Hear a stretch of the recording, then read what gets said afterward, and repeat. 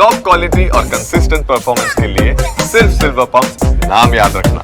Surendranagar Lakhtar road પર બે car વચ્ચે અકસ્માત થયો હોવાની વિગત છે। જમર અને દેદાદરા ગામ વચ્ચે બે કાર વચ્ચે ટક્કર થઈ। રોડ પરથી પલટી માર્યા બાદ એક કારમાં આગ લાગી। આગને પગલે કારમાં સવાર 8 લોકોના મોત થઈ ગયા। ધંધુકા તાલુકામાં ઝીઝર ગામનો પરિવાર હોવાની માહિતી છે। પોલીસની ટીમોએ ઘટના સ્થળે પહોંચીને તપાસ હાથ ધરી છે।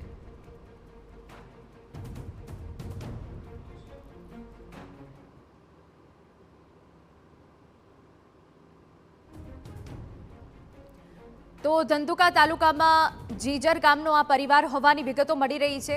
પોલીસની ટીમોએ ઘટનાસ્થળ પર પહોંચીને તપાસ હાથ ધરી છે। બે કાર વચ્ચે જોરદાર ટક્કર થઈ છે।